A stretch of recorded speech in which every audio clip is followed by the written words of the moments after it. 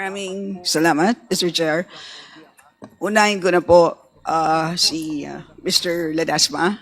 Simpleng tanong po, sa inyong pagkakaintindi po ng inyong charter, ano po ang mandato ng PhilHealth? To provide, like I mentioned, yung provision po na binasa ko kanina po, that every Filipino citizen shall be automatically included in the National Health Insurance Program. So health financing po for the whole population po, regardless of status. Health To provide financing. Health health financing po to the population of the So country. maliwanag, financial risk protection. Yun po ang Yes po. yan Yes ang po. mandato. Financial risk protection. So maliwanag po. Yes po. So hindi po kayo investment bank, kundi tayo po ay isang social health insurance program. It is not just a health insurance program, it is a social health insurance program. Yes po. Ano pong pagkakaiba nun? So, in other words po,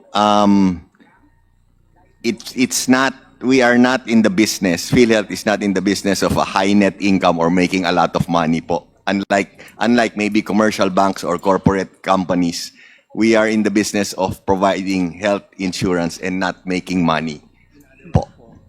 Mr. Chair, natutuwa po ako na very clear naman po sa ating PCEO ang mandato. Very clear na they're not in the business of making profits.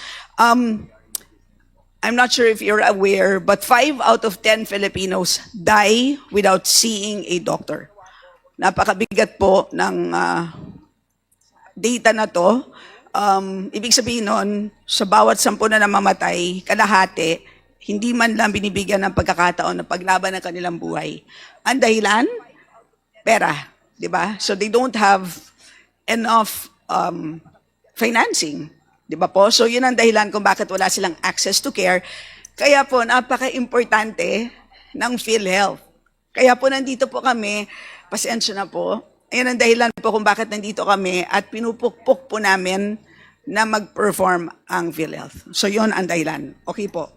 So, hindi po ako kontento doon po sa ating pagkwenta kung magkano ba talaga ang excess funds. Ayokong tawaging surplus dahil pag ginagamit niyo po ang word na surplus, nawawala tayo eh. Okay, so, sige po. Based on your financial statement, June 2024, end of June 2024, yes or no na lang po. Maliwanag, reserves to 80 billion and I believe ito ay based on the definition na pinag-agrihan ninyo ng DOF. Tama po? Yes po. Okay, so 280. Mukhang nag-agree na rin kayo na yung excess reserves na ang tawag ninyo surplus ay 183 billion. Kasi kaya nangyaring ganon, previously, ang pagkwenta ninyo ng reserves ay 463, pero nung pumasok ang DOF, klinaro sa inyo na 280 lang dapat ang reserves. So 463 less 280. So 281 po. Yeah, Tama. so yung 463 less 280 ay 183. So yun po ay excess reserves. Mr. Chair, yes, Your Honor. Yes, please, Mr. Lim Siaco. Yes, Mr. Chair, that's the excess or the surplus, Mr. Chair. So ang tawag nyo lang doon ay surplus. Para lang tayo magkaintindihan. Yes, Mr. Chair, Kong Stella. But in actuality, it's excess reserves. Yes, Mr. Chair, Kong Stella. Because in your previous financial statements, ang tawag nyo doon ay total reserves.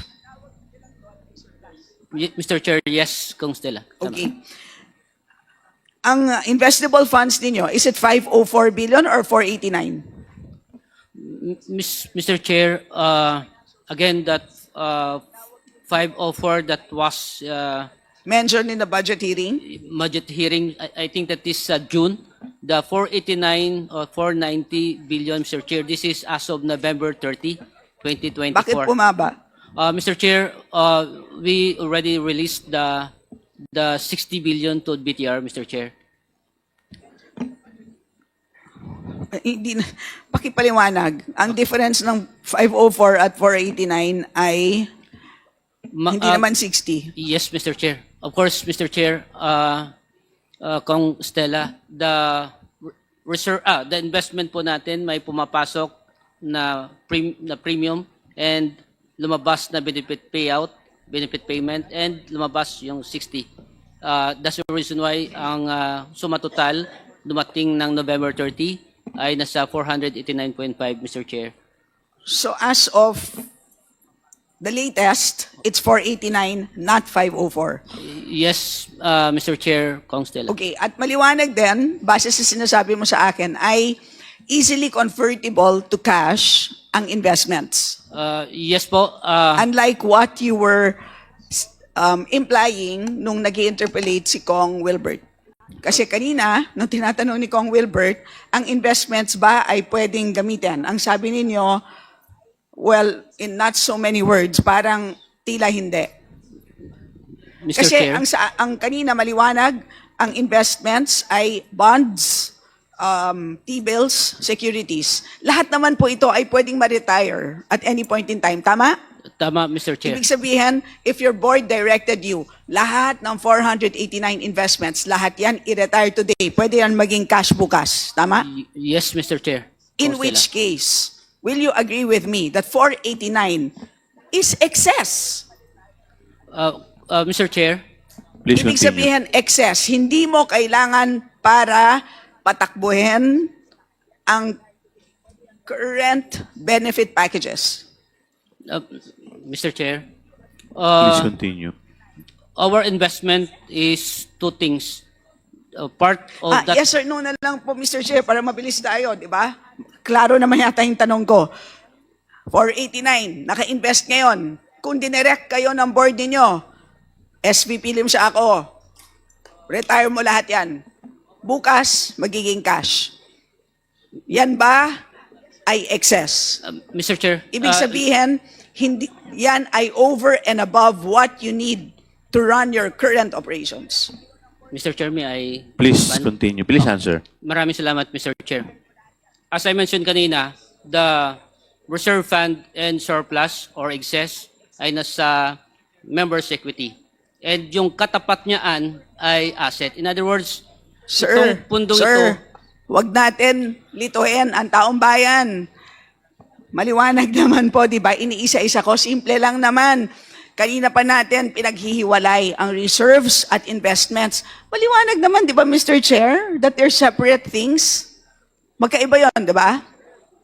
Kung ano yung naka-invest, iba yan doon sa reserves because by law, nakahiwalay yan. Tama ba? Mr. Chair. Please. Again, Mr. Chair, the composition of our reserve, of our investment, portion of that one ay for the reserve, and portion of that one ay for the surplus or the excess. So we, Okay, Mr. Chair, what you're saying is doon sa 489 billion, some of those are part of the 280 reserves? yes, Mr. Chair. How much? Of course, Mr. Chair, the Mr. 489. Lim Siaco, kahit hindi ka naka-oath, Mr. Lim Siaco, at one point, kung magkakaroon tayo ng inquiry, matandain ako sa numero, maalala ko lahat ito. Mr. Chair. Yes, Please Mr. Chair. continue. Again, balance sheet ang pinag-usapan natin. And of course, Nakakaintindi po kami ng ah, balance sheet. Opo, asset equals liability plus equity. So, ang reserve po natin at saka yung excess or surplus ay nasa members equity. Ang katapat niyaan ay nasa asset side. Asset. Itong investment natin ay nasa asset, meaning itong asset natin ito yung nagko-cover, yung gagamitin natin na pondo ay papalabas ay ito. So in other words, tama si Kong Stella, Mr. Chair, that anytime pwede natin to ma-convert into cash. Because this one ay convertible naman siya and Okay, magamit natin sa payment. so what you're saying, Mr. Chair, is yung buong 280 ay nasa loob ng 489. Yes, Mr. Chair. Lahat. Yes, Mr. Chair. Lahat. Yes, Mr. Chair. Okay, so So 289 minus 280, Yung buong reserve na Yung buong 280 reserve. nasa investment? Is that what you're saying? Yes, Mr. Chair, because yung backup Hindi niya ba nakas- under the asset. law dapat only the unused portion of the reserve should be used as investment? Hindi po pwedeng yung buong reserve. Kumbaga yung investment, that is the least priority. Ang priority muna, number one, kailangan gamitin muna yung pera, yung reserve, para sa program's benefit. Number two, kailangan gamitin muna yung pera para sa decrease ng amount ng members' contribution. Pag may sobra, yun lamang ang gagamitin para sa investment. Bakit po ang tanong, bakit buong reserve nilagay na ninyo sa investment?